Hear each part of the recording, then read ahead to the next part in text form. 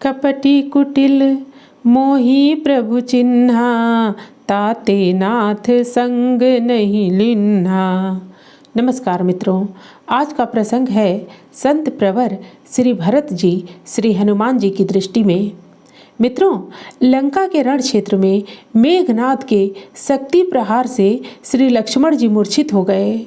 लंका के सुषेण वैद्य की आज्ञा से श्री हनुमान जी द्रोणाचल पर्वत पर से विशल्यकरणी औषधि अर्थात संजीवनी बूटी लेने चल दिए। वे वहां पहुंचकर अमुक औषधि को पहचान नहीं पाए और उन्हें पूरे पर्वत को उखाड़ कर लेकर चलना पड़ा। जब वे रात्रि के समय आकाश मार्ग से अयोध्या नगरी के ऊपर से पर्वत लिए जा रहे थे, भरत जी ने उन्हें एक अति विशाल निशाचर समझकर बिना फल का बाण मारा। बाण लगते ही हनुमान जी राम राम रघुपति का उच्चारण करते हुए मूर्छित होकर पृथ्वी पर गिर पड़े।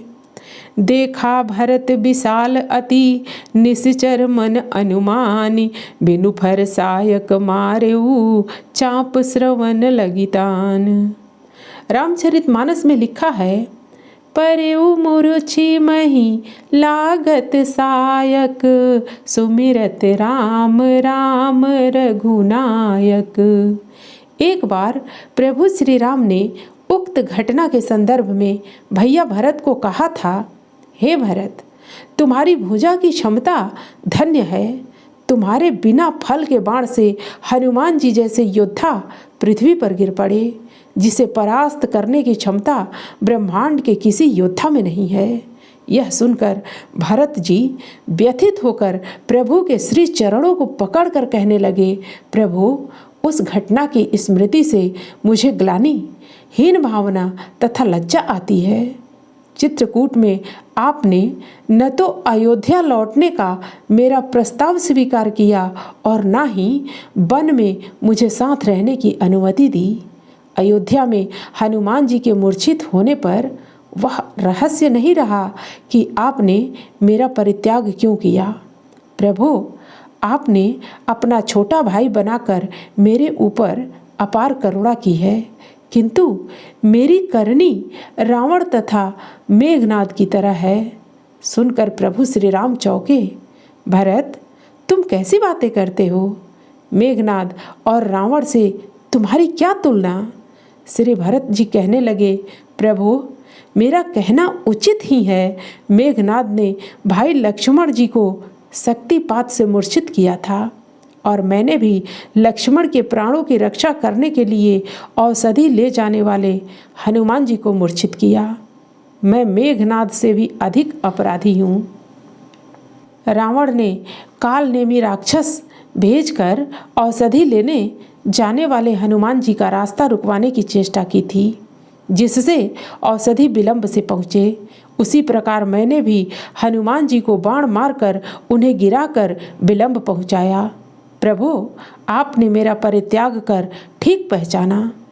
पूज्यपाद गोस्वामी तुलसीदास जी ने श्री रामचरितमानस में भरत जी के यही उद्गार प्रकट किए हैं। कपटी कुटिल मोही प्रभु चिन्हा, ताते नाथ संग नहीं लीन्हा। श्री भरत जी के ऐसे उद्गार सुनकर प्रभु श्री राम हनुमान जी से पूछने लगे, हनुमंत, भैया भरत ऐसा क्यों कह रहे हैं? क्या कहना चाहते हैं? श्री हनुमान जी प्रभु के चरणों को पकड़कर कहने लगे, भगवान, भैया भरत संत हैं, इनकी संत प्रकृति है और आपके परम भक्त हैं।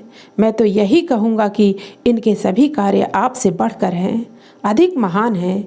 जैसे प्रभु, आपके बाण बड़े चमत्कारी हैं, दिव्य हैं तथा अमोघ हैं, परंतु भरत जी के पास ऐसे 2 बाण हैं जो आपके पास भी नहीं हैं। भरत जी में दिव्य दृष्टि थी कि उन्होंने मेरे मन में आने वाला भ्रम तथा अभिमान जानकर उन पर अपने एक बाण से प्रहार किया था।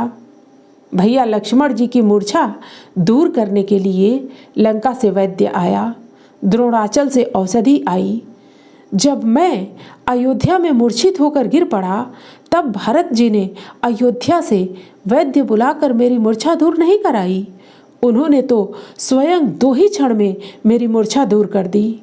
उन्होंने कहा था, यदि मन, वचन और शरीर से प्रभु के श्री चरणों में मेरा निष्कपट प्रेम हो, उनकी मेरे ऊपर कृपा हो, तो यह वानर श्रम तथा शूल से रहित हो जाए। प्रभु, आपकी भक्ति के प्रति भरत जी का कितना अधिक विश्वास था कि उनके वचनों को सुनकर मेरी मूर्छा दूर हो गई। मैं बैठ गया।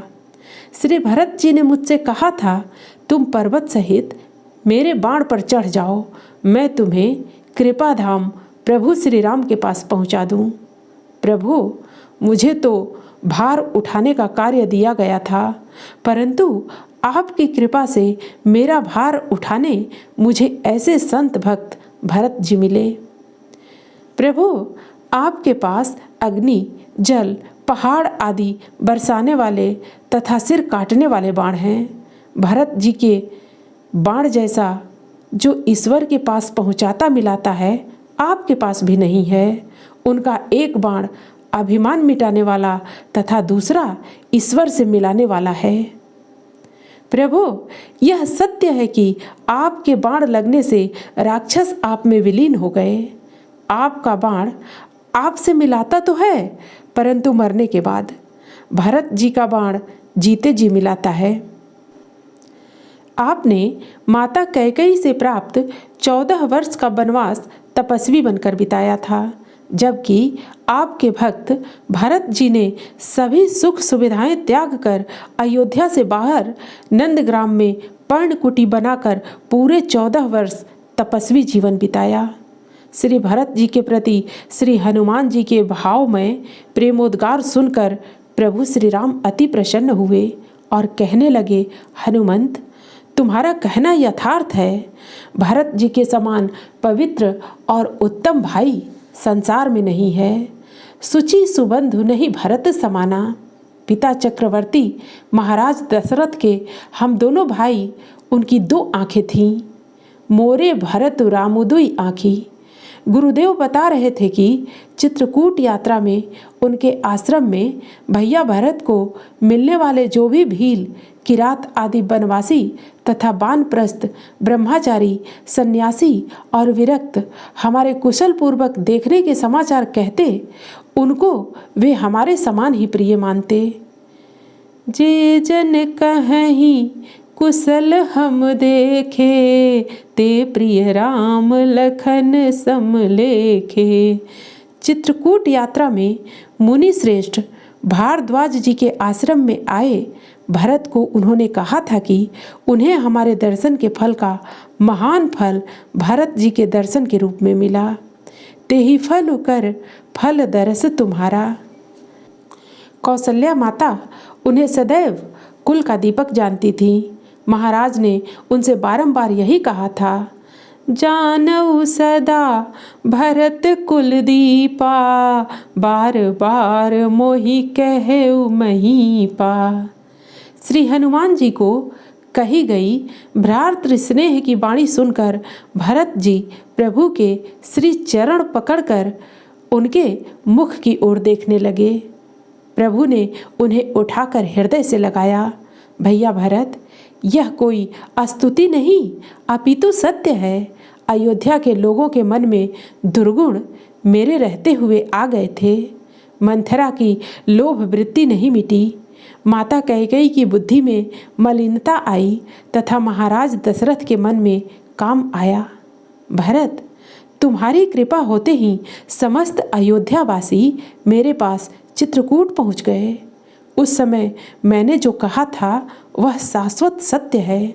हे भरत, तुम्हारा नाम स्मरण करते ही सब पाप प्रपंच और समस्त अमंगलों के समूह मिट जाएंगे तथा इस लोक में सुंदर यश तथा परलोक में सुख प्राप्त होगा। मिट ही पाप प्रपंच सब अखिल अमंगल भार, लोक सुजसु परलोक सुखु सुमिरत नाम तुम्हार। जय श्री राम।